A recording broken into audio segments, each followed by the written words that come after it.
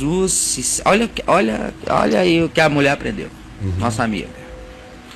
Conhecimento bíblico que eu tenho é de aceitar Jesus, ser batizado, é ir na igreja, obedecer às normas da igreja. Mas diante de tudo isso que você disse, não sou convertido e muito menos tenho fé. Vivo insegura, tenho medo. Fazer obras. Aprendi que se eu dou o dízimo, a minha oferta, já estou fazendo a obra de Deus.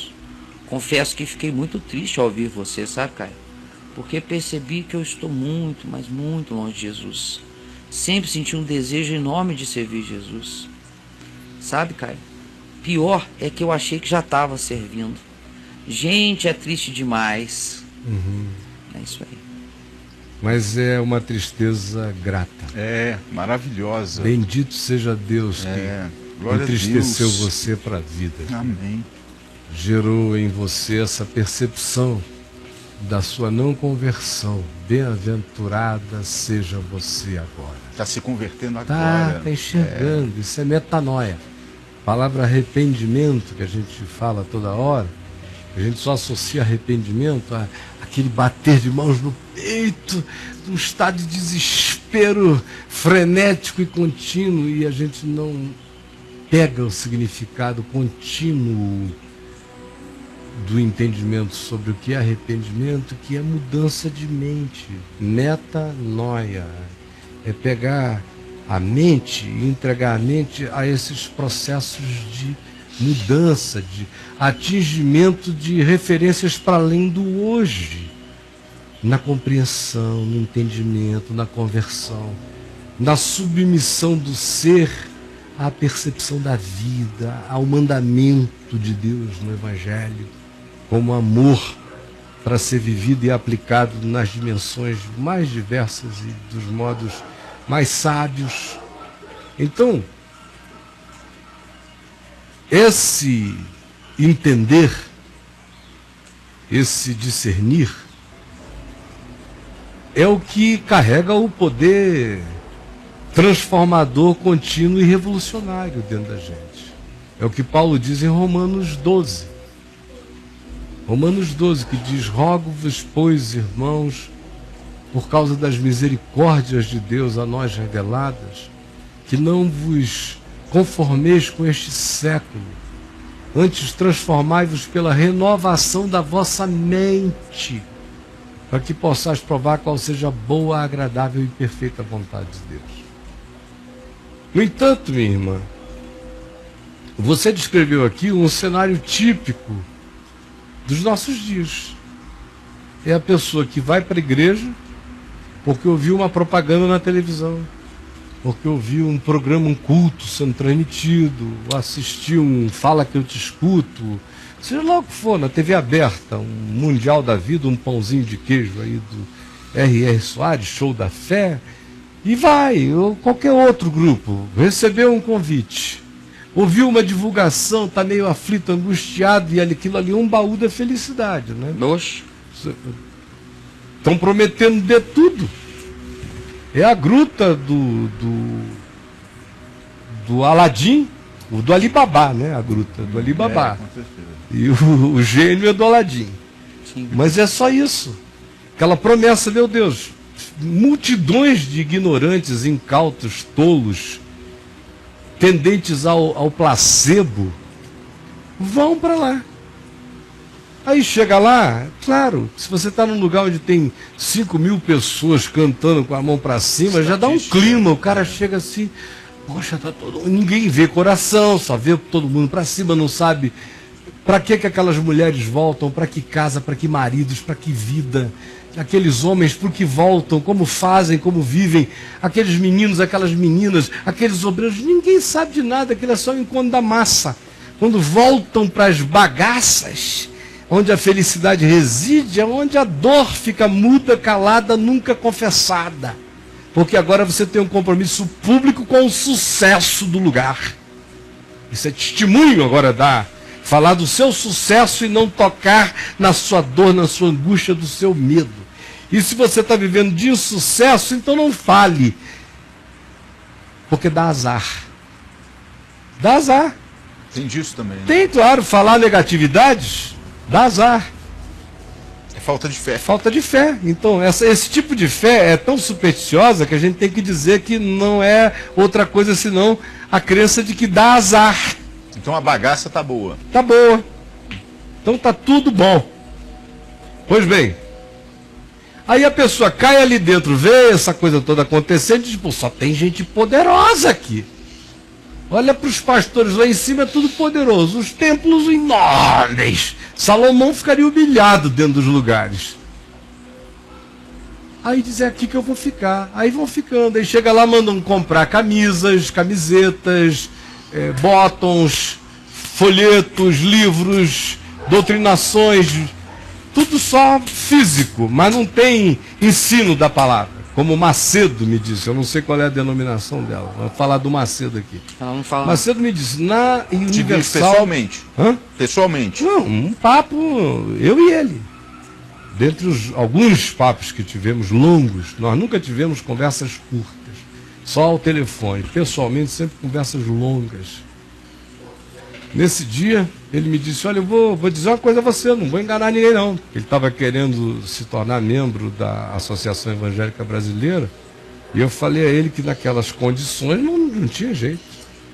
Que a Associação Evangélica Brasileira existia para dar um significado ao que quisesse dizer que era evangélico no Brasil, porque do contrário, eu mesmo iria parar de dizer que sou evangélico, porque eu não concordava com nada daquilo que os evangélicos faziam.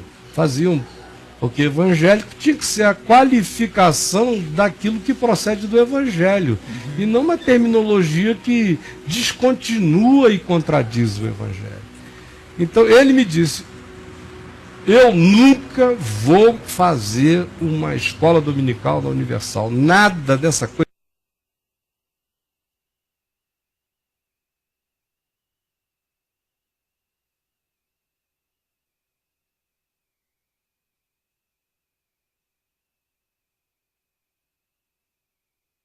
Ele, não, isso só fica com minhoca na cabeça. Todo mundo com minhoca na cabeça. Extremamente franco em relação aos objetivos de controle dele. Né? Sem Bíblia. Claro, Bíblia é para adquirir, não é para ler. Então veja só, a outra coisa que se diz é, dê o dízimo e tudo está feito. Dê o dízimo e está consumado. Lá quem consuma, nessas igrejas atuais, não é a cruz quem consuma, não é Jesus quem consuma, é o dízimo que consuma.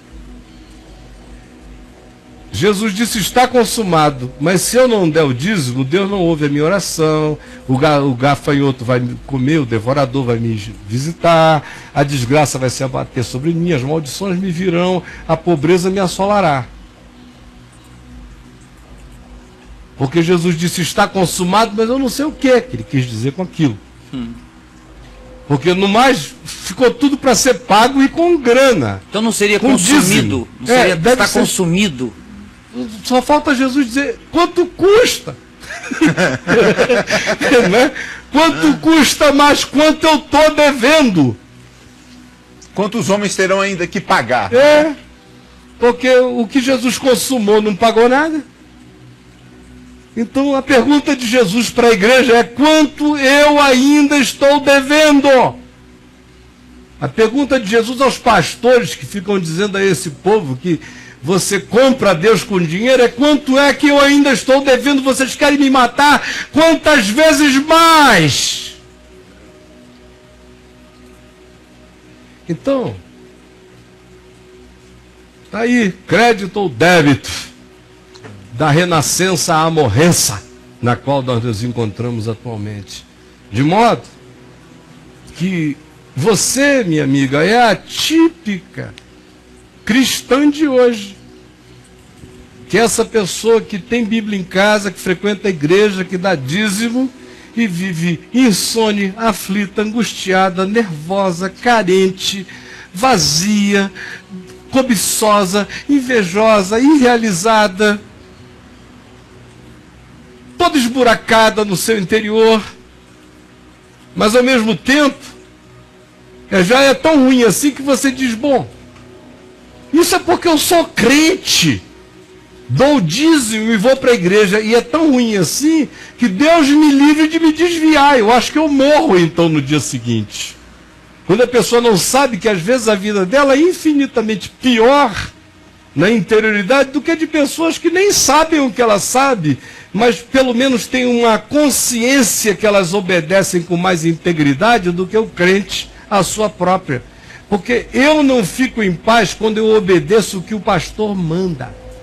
Eu só fico em paz quando eu sigo em obediência à verdade de Deus na minha consciência. De modo que se eu obedecer ao pastor a vida inteira contra a minha consciência, eu me tornarei um angustiado, desesperado, aflito, nervoso, perdido, porque a consciência não suporta viver em estado de sufocamento e de negação da gente à voz da verdade nela. Com a maioria dos crentes que eu vejo, no fundo do coração, no dia que a primeira coragem aparece, que eles dizem, geralmente esse dia de coragem aparece quando a decepção deles com o pastor foi tão grande, que o pastor, como palavra de Deus, morreu para ele, nesse dia, pelo choque, ele começa a observar. Aí, quando ele vai observando o esquema no qual ele estava enganado, alguns entram em descrença profunda, outros caem em outra coisa, porque não tinha resíduo, não tinha raiz de nada dentro da pessoa. Raiz de nada. Coisa alguma. E era um Deus que, meu Deus, olha só, um Deus desse que diz, se você der dinheiro aqui nesse lugar, Você está realizando a olha, pode passar por cima dos pobres na rua, pode pular o que você quiser, porque está pago, é só quando você dá a grana para a igreja. O que Jesus pagou e mandou a gente viver como ensino dele, está coberto pelo seu dízimo. É uma indulgência. É uma venda de É indulgência. venda de indulgência. Pague o dízimo e compre acesso à sua irresponsabilidade, à sua inconversibilidade, à sua falta de Deus como experiência verdadeira de paz, de verdade, de salvação mesmo, de descanso do ser em Deus para valer. Ora, se o Evangelho não produz isso, não é boa nova. Boa nova de quê? Boa nova de que você vai o quê? Pagar dízimo? Ajudar a construir templos para o ego dos doidos? Você faz parte de uma associação de megalomaníacos? É isso que é Evangelho? O Evangelho é outra coisa. Jesus não veio morrer para a gente construir templos, nem para surgirem todos os megalomaníacos doidos que falam em nome dele por aí. Isso aí eu lhes garanto, o inimigo fez isso. Levantou esse joio doido, essa confusão, para deixar todo mundo assim. Jesus não faz assim. O evangelho dele, qualquer um identifica na hora. As ovelhas ouvem a sua voz e a seguem. Não reside dúvida no coração de quem, com sinceridade e boa intenção, não foge da verdade. Não importa quem me ensinou outra coisa, se meu pai, minha mãe, meu avô, o anjo Gabriel, se não suporta e não resiste ao que Jesus ensinou como verdade, Paulo diz, seja anátema, tire isso da sua vida, fique fora, deixe fora de você. No anátema a gente manda para fora, no maranata a gente diz, vem para dentro. Maranata existencialmente, eu digo, vem, que a tua palavra venha para mim. Tome conta da minha mente, Maranata. Vem, Senhor Jesus, em mim. E tudo quanto não é evangelho, eu digo anátema. Fora. Saia. Não é aqui em mim, não terá vida, não terá lugar, não terá tema nenhum. Não fará tema. O anátema não me tematizará. Jamais. Entendeu? Então, o que eu aconselho você? Fica aqui, na VMVTV, vamos ouvindo a palavra. No canal 3 você tem mensagens 24 horas ensinando o Evangelho. Vamos no Papo de Graça, vamos na programação. Vá lá no meu site, leia o que você quiser, mas sobretudo, antes de tudo e para sempre tudo, pegue o Novo Testamento e leia. De Mateus para lá, aqui, ó, Novo Testamento. Leia, leia, leia, leia, leia, leia. O Espírito Santo vai iluminar sua mente. Minha querida, Você pode terminar o próximo ano de 2014 uma mulher totalmente nova, Amém. com uma mente nova, com uma Amém. compreensão nova, um ser humano não recalchutado, um ser humano transformado no entendimento, uma mulher linda e exuberante. É o que o Evangelho vai realizar em você, com a graça de Deus, em nome de Jesus. Amém, Senhor. Amém. Amém. E aí? Caio, por favor, me responda uma pergunta simples. O que é? Toda a Escritura é divinamente inspirada? É toda a Bíblia? Só o Novo Testamento? Só os Evangelhos? Só o que Jesus disse? Por favor, Caio, me tira essa dúvida. Divinamente inspirada? As escrituras da Bíblia, que estão contidas aqui na Bíblia, Os livros. esses livros aqui, na minha opinião, são O que é e o que não é a pergunta da são pessoa. inspiradas. Agora, existem inspirações, existem revelações. Inspirações passam, revelações crescem. Inspirações passam, revelações crescem. Então existem todos os que escreveram aqui a Bíblia, na minha opinião, na minha confissão de fé pessoal, Claro. não que isto salve. Porque dizer eu creio que a Bíblia é a palavra de Deus, ou isso, aquilo não salva ninguém, só Jesus salva. É só a fé em Jesus, é só a graça de Deus é que salva. A Bíblia não salva ninguém. Que isso fique claro. Eu não negocio isso com ninguém em lugar nenhum. E ó, apareçam para conversar onde quiserem. Quem salva já existia antes de haver Bíblia. Acabou. Isso é palhaçada, aqui não. Então aqui a Bíblia tem o lugar dela, mas ela não é o Cordeiro de Deus que tira o pecado do mundo, ela não é o Verbo encarnado, ela não derrama sangue por mim. Então, a própria Bíblia diz que homens falaram da parte de Deus. Quando Pedro diz, porque nunca jamais nenhuma dessas escrituras aqui foi dada por vontade própria dos seus autores. Antes, Pedro diz, homens santos falaram da parte de Deus movidos pelo Espírito Santo. Essa é a primeira coisa. Eu creio que tudo que está aqui na Bíblia é inspiração divina.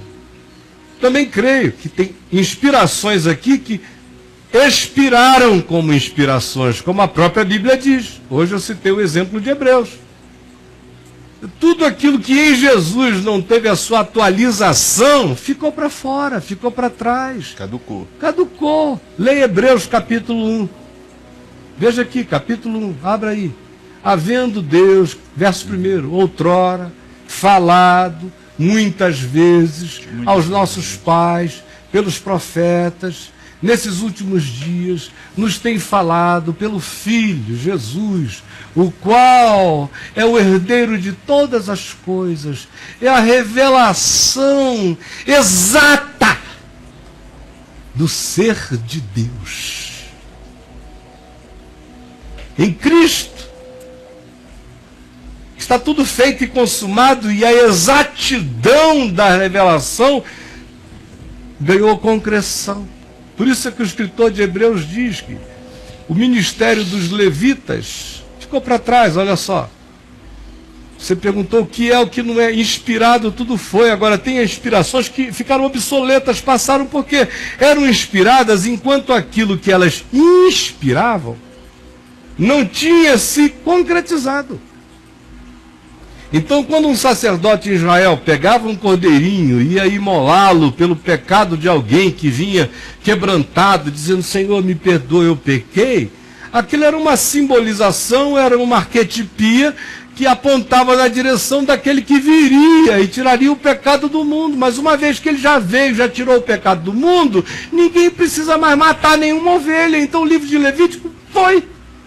Caducou. Com ele, não só isso, todas as demais coisas foram, não só por causa disso, até porque Paulo também diz que na cruz Jesus encravou aquele escrito de dívida inteiro que a gente tem ali nas leis de Moisés, não só nos 10 mandamentos, mas nos aplicativos específicos da lei de Moisés, que Paulo diz que era um escrito de dívida insuportável, o qual Jesus removeu inteiramente. inteiramente, não é parcialmente ou de algum modo, é inteiramente o removeu e o encravou na cruz. O fim da lei é Cristo para a justiça de todo aquele que crê.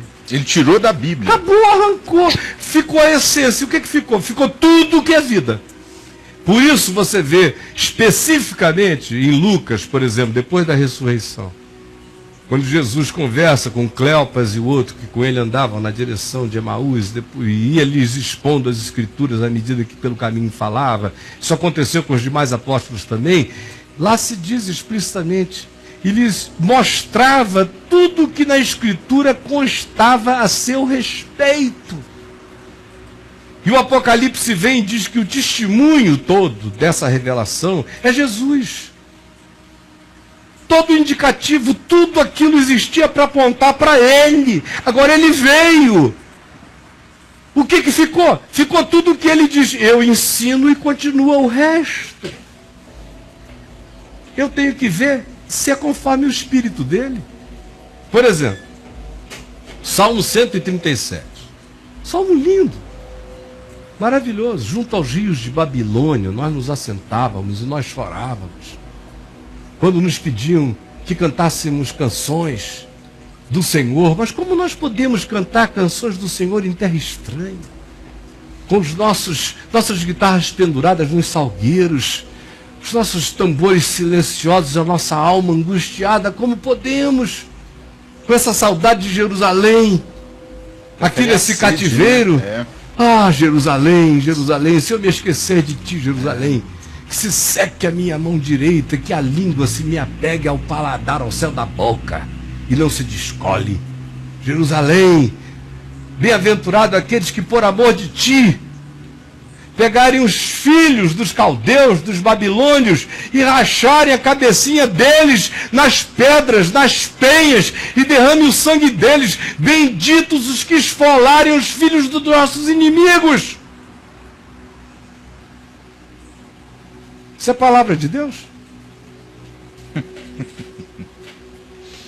Aí isso que tá.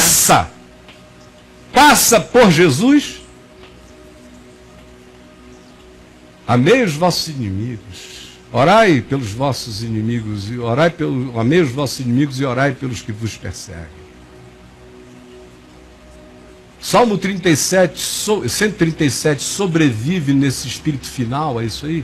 Quer ver um salmo maravilhoso, lindo, maravilhoso, está todo ele na validade toda. Agora, o último verso, eu como cristão, discerno, entendo o tempo, a hora, a devoção, o olhar, mas ele já não é, na sua definição explícita, nada que o meu coração acolha.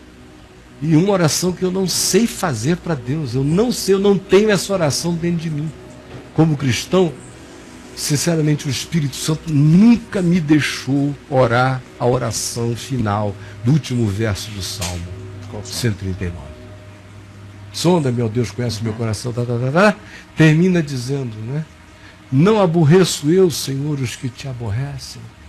Não abomino eu a eles com ódio consumado. Como posso eu, depois de Jesus, ter esse sentimento? Não dá mais. Passou nesse sentido. É que outro dia alguém ficou escandalizado quando eu falei aqui sobre a história e os que ficaram para trás, e eu disse que havia coisas na vida de Paulo que eu preferia muito mais a maturidade do meu pai, que meu pai nunca escreveria segundo aos Coríntios, com aquelas dorezinhas. Ai, mas estão falando da minha aparência, da minha careca, de... Meu Deus, naquela área ele era menor, como na sua resposta humana. Aí alguém ficou chocado, ou vários ficaram chocados. Mas aí, não leem a palavra, não leem Hebreus, capítulo 11, que vem começando lá do início, passa por todo mundo, Abel, vem lá Noé, aí vai Abraão, passa pela galeria inteira, vem com todo mundo que a gente diz, uau! Os desconhecidos, fala dos desconhecidos, e no fim diz, tudo isso aconteceu para que eles, sem nós, sem mim, Caio, eles não sejam aperfeiçoados. Isso é corpo de Cristo. Corpo de Cristo não é só na horizontal. Corpo de Cristo é na linearidade da história. Davi é membro desse corpo, ele precisa de mim. Abraão é membro desse corpo, precisa de mim. Tem coisas que eu entendi e Abraão morreu sem compreender. Porque eles sem nós não serão aperfeiçoados, assim como nós sem eles não teríamos tido os exemplos que tivemos. Para chegar até aqui. Para seguir para o bem e para aprender a não fazer para o mal. Como diz Paulo em 1 Coríntios 10, pois todas essas coisas foram ditas e escritas para que, através desses exemplos, nós pudéssemos discernir o caminho. Então, nós estamos num processo de repetição histórica muito parecida com a deles. Agora, eu tenho a chance de olhar para trás, de aprender com eles, com os acertos e com os erros, e eles serem em mim aperfeiçoados no corpo.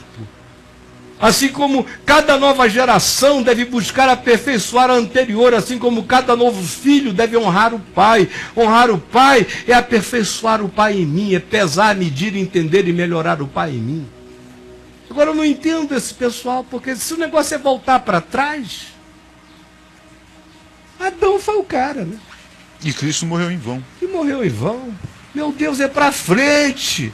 O alfa e o ômega, a gente está indo na direção de algo imenso. Imenso. Historicamente falando, triste é aquele que achar que ele não pode conhecer a Deus hoje, numa profundidade que se equivale a alguém cujo nome está mencionado na Bíblia. O nome do cara só está mencionado na Bíblia por uma circunstância. Como ele, existiram muitos outros que amaram a Deus do mesmo modo ou mais. E continua e que não existindo. figuram em Bíblia nenhuma, mas os nomes estão escritos na única Bíblia que interessa, no livro da vida.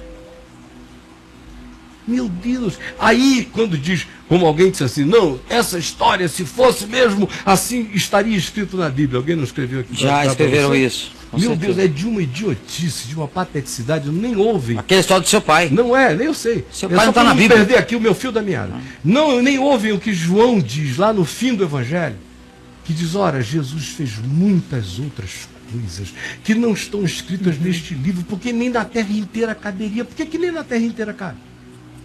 Não parece um exagero? É porque cada ser humano é uma obra em processo do que o Espírito está fazendo. Tem atos de Deus. Não foi o que Jesus disse em João 9? Quem pecou, este é o seu pai, seus pais para que nascesse cego. Nem ele, nem seus pais, mas para que nele se manifestem as obras de Deus. Ação, palavra, vida, pedagogia, ensino, revelação, sabedoria, graça de Deus em cada um, em cada um, em cada um. Está fazendo, está fazendo. Um dia a gente vai saber essa história inteira. Esse livro não vai ter tamanho. Não vai ter tamanho. Não vai ter tamanho. Cada história, um ato de apóstolo. De gente que conheceu a Deus, uns na alegria, outros na tristeza, na contradição, na vida. Meu Deus, que coisa fascinante. A Bíblia é só o exemplo disso. Mas está longe de reduzir o que o Senhor está fazendo. Tantos Abraões que não estão escritos aqui, tantas Saras, tantos homens e mulheres maravilhosos, tantos Paulos anônimos, tantos Pedros desconhecidos, tanta gente santa que a gente só vai saber quem é na eternidade. A própria Bíblia admite isso, quando toda hora diz para os judeus, dizendo, olha, vocês estão pensando que porque vocês receberam essa aliança, esse livro, essas coisas, eu só estou agindo aqui, ou vocês não veem o que eu estou fazendo entre os filisteus? Ou vocês pensam que quem libertou os filisteus e os trouxe para essa terra foi quem? É o êxodo deles, eu também os tirei de lá. Eu tenho um êxodo particular que eu já tratei com os etíopes, já realizei. Aí ele começa a dizer como ele é o Deus de todas as pessoas, em todos os lugares. O problema é que quem teve a presunção da informação fica com a arrogância de tal saber, ao invés de viver o quebrantamento desse privilégio. Só isso. E Jesus falou, né? Eu tenho outras ovelhas que não são deste aprisco e a mim compete. Me convém conduzi-las, então haverá um rebanho e um pastor. Interessante, né? Ai, meu irmão, então é isso, gente. Quem vai compreendendo vai entendendo o óbvio. E aí? Minha igreja ficou muito mais linda, Caio, quando não tive mais nenhuma denominação tentando me conduzir doutrinariamente em lugar nenhum. Minha igreja expandiu. Sua igreja Tonho. Não, a minha igreja é a igreja dos irmãos, de gente. Eu não preciso perguntar de onde você é, eu só estou vendo o ser humano em Deus com muito mais gente. A percepção de igreja se dilatou. Dilatou. Você vê a ação de Deus em pessoas que nunca ouviu falar, talvez, desse Deus, eu creio, mas Deus se manifestando na vida dele, e não há como eu dizer que não é Deus. Falar de Deus, mas Deus conhece ele, Deus é que o criou, né? Então, meu Deus, não foi o Senhor que fez tudo primeiro? Tudo não vem de Deus primeiro? Então é coisa mais... Eu não sei porque que alguém se choca com isso, que Deus tem de falar com alguém. Que se Deus não tivesse ido falar comigo, cara, eu estava perdido até hoje. Então, assim como falou comigo, fala com quem ele quer, do jeito que ele quer.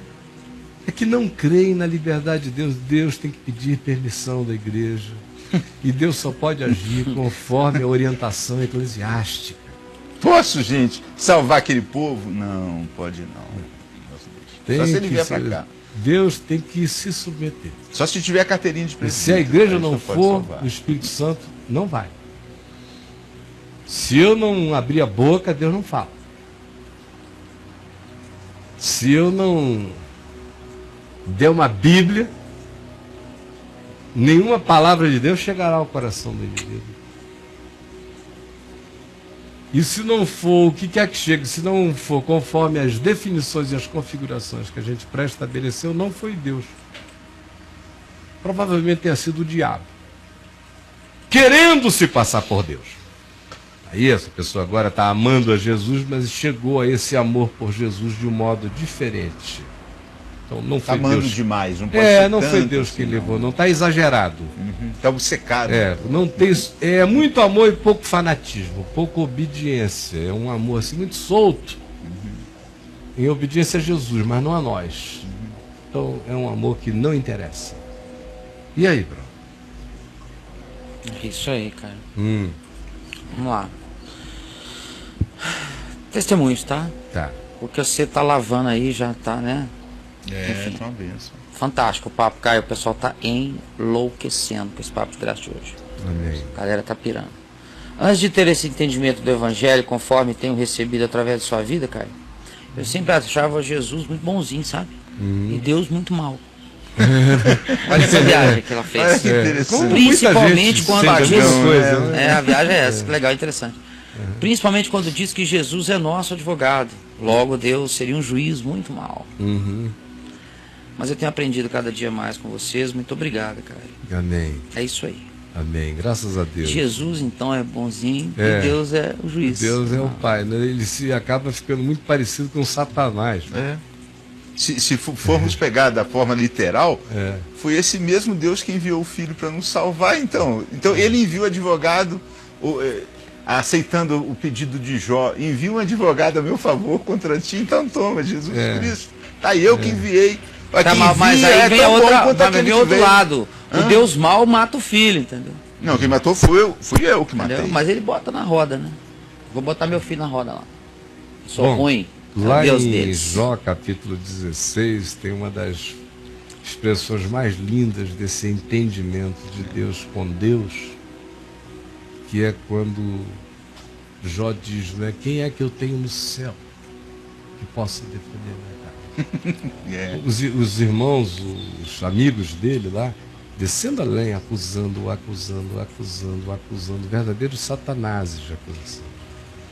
E falando em nome de Deus, com veemência, com poesia, com tanta aparente clareza no falar, mas sempre a partir de premissas equivocadas, construindo coisas lindas para dizer. Para matar o cara. Sobre a base do equívoco. Aí Jó diz, quem é que eu tenho que me defender? Não tem ninguém. Aí ele chega, quer saber? Ele pira.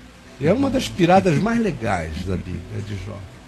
Eu constituo Deus meu advogado contra Deus.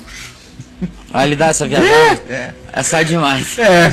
Constituo Deus meu advogado contra Deus. Deus, se entenda com Deus a meu respeito. Que eu não tenho o que dizer. Não estou compreendendo nada. Para mim isso tudo é loucura. Eu só estava aqui. Então vocês se entendam. Eu não participo disso. Fantástico. Muito doido. Agora, o cara para dar esse grito tem que ter uma confiança. total, saber que Deus não é doido. Eu aqui não compreendo. Deus advoga a minha causa com Deus contra Deus. Se os meus amigos estão dizendo que és tu que estás fazendo isso contra mim, minha consciência me diz que não é assim. Então o choque é enorme aqui entre eu e eles, a acusação deles contra a minha convicção de que não é. Ao mesmo tempo eu não sei o que está acontecendo. Por isso eu constituo Deus advogado contra Deus em meu favor. Pronto. Acabou a história. Pouca gente chegou mais perto da consciência, do significado, da solução de Deus em Cristo do que Jó. Antes da revelação histórica da cruz, o cara chegou nessa síntese do que realizou Jesus. Lindo, né? Lindo. Maravilhoso. Maravilhoso. E de bate-cacete, né? O diabo batendo com câncer para todo lado, os amigos atazanando, a mulher dizendo amaldiçoa Deus e morre, os filhos todos mortos. Os caras se enrolou legal. Fedia, bicho que saía da carne dele. O hálito dele era podre, a mulher não chegava nem perto. Até quando ele pedia água, as pessoas hesitavam em levar para ele, de tão nojento que era o estado purulento dele. É isso aí. Agora, é um cara que depois passou por isso tudo, disse: antes eu te conhecia só de ouvir, no tempo que era riquíssimo, cheio da grana e tal. E era piedoso, muito piedoso. Mas depois de passar por essas perdas totais, ele disse: agora os meus olhos te veem. Ah, amigos, bendita fraqueza. é outra coisa conhecer Jesus. E aí? Nos tempos de Jó, então. É outra coisa conhecer Já estava Jesus Cristo revelado ali, ó. Né? Muito antes da parada. Desculpa. Fala. Então, isso que ela perguntou é completamente lógico, porque não é que Deus é tão bom quanto o Filho Jesus Cristo, não. Eles são um. É a mesma coisa. Tem esse papo de trindade aqui no chat, tá rolando isso. Eles são bons. Ele é tá rolando 6 isso. minutos, já tá para acabar. Tá rolando isso já tem uma semana aqui, essa história da trindade. E Depois eu você fala não disso, tenho Caio. muito tempo para isso, não. Você não Isso tá é muito afim? chato, é muita coisa muito básica, é muito infantil. Querer entender a trindade. Os caras ficam querendo, só querem entender o que ninguém pode compreender. Eu convido eles para estudarem, eles não querem. Ler a Bíblia, não querem. Compreender a Escritura que está revelada, eles não querem. Sabe? Ou estudar um pouquinho de ciência para ficarem menos idiotados, eles não querem. Não querem nada disso, querem entender a trindade. Eu consigo explicar, cara. Aí eu digo: não, cara, vocês não estão conseguindo entender o universo. Vocês não estão querendo pensar em fenômenos explicáveis, vocês não compreendem. Vocês querem conversar comigo a trindade? Não, com vocês eu não converso. Aqui, ó, pega. Porque primeiro não dá para explicar a trindade, porque não existe isso de confeccionar Deus em 3. Isso é mistério. Pai, Filho e Espírito Santo são assim designados. Como é que isso acontece de Deus para Deus? Eu não sou Deus e não pecarei contra Ele tentando criar uma fórmula de vasos comunicantes. Eu e o Pai somos um, Jesus disse. O Espírito Santo é meu, porque recebe do que é meu e me glorifica. Ao mesmo tempo, o Espírito de Deus não sou eu.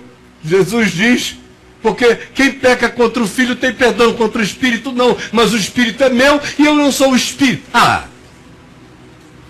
Vai querer que com uma mentezinha de ameba, que não consegue entrar nem em meandros, já caíram na obviedade científica do estudo, e não querem se dar o trabalho nem de compreender o que está explicado, aí se lançam a essas tarefas idiotadas de achar que eles podem destrinchar o que é mistério e o que Jesus não contou para nós de modo encadeado. Jesus só falou dessas realidades e não as encadeou. Por que eles não as encadeou? Porque elas são inencadeáveis. Para o nosso pensar, para o nosso sentir, para a nossa percepção. Isso é mistério, mistério. É como dizer: eu quero ser o psicólogo de Deus. É o cara que diz: eu quero entender a trindade. Está se oferecendo para ser psicólogo de Deus, está querendo sondar os mistérios de Deus. Está querendo botar Deus no sofá e diz: fala, filho, fala do Pai. Pai, fala dessas vontades frustradas do teu espírito que tu não realizaste porque tu cuidas do filho. Espírito inconsciente, O que tu queres e o pai não deixou por causa da neurose dele, de cuidar do filho. Quais são os seus traumas? Quais são os seus traumas? Como te chamas? Por que te chamaste por esse nome? Não consigo entender se são tão unidos porque essas designações de separação que aparentemente eram definições de 3 deuses num só, que loucura é essa? Será que é parecido com a tricotomia suposta do meu ser, corpo, alma e espírito? Aí os caras vão fazendo ilações. Será que é como a água em 3 estados?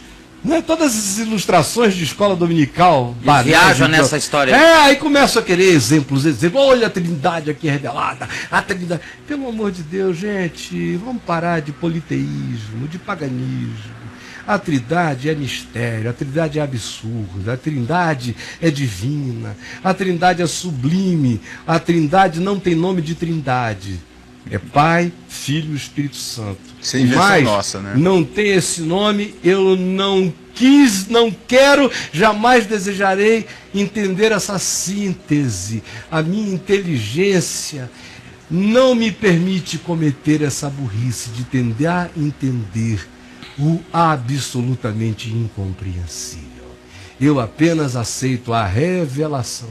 A revelação eu não tenho que entendê-la, eu tenho que acolhê-la. Se com legitimidade eu vir legitimidade dela, eu a acolho. Assim como eu acolho o universo. Eu não entendo o universo. Nem o universo eu entendo, quanto mais a Trindade, quanto mais a divindade. Eu não entendo o universo. Ninguém entende o universo, nem o cientista entende o universo. Nem os mais sagazes viajam para trás, esbarram sempre em elementos primais, em singularidades intransponíveis. Aí quando querem ir para além e dar uma explicação, eles têm que apelar para a magia. Acaba sendo um dogma mágico no final. A última declaração sempre é uma afirmação de fé, em última instância. Sempre. Porque é incompreensível. O universo, que eu constato que está em expansão, que é finito, que não é infinito como se pensava antes, é finito, é crescente, é mutante, está em processo. Eu não entendo. A criação eu não entendo. Agora, você quer se arrogar, entender o Criador? Pelo amor de Deus, resolva os problemas do universo primeiro. Depois estude a Trindade.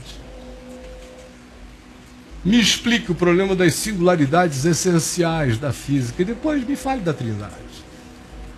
Porque qualquer outra coisa é burrice e é uma tacanheza que, sinceramente, só pensa a respeito quem não pensa. Porque quem pensa desistiu desse pensar por inteligência. Deixa eu só dar um exemplo. Acabou. Uma vez eu pedi uma pessoa, pega um copo e coloca um terço de chá, um terço de leite e um terço de café. Mistura, agora separa. Quando você conseguir separar, você vai entender a Trindade. Você sabe que tem ali. Você sabe que está ali. Separa. A Trindade está junta e misturada. Pronto, para matar o copo aí. Junta e misturada. Gente boa, esse programa vai repetir já já.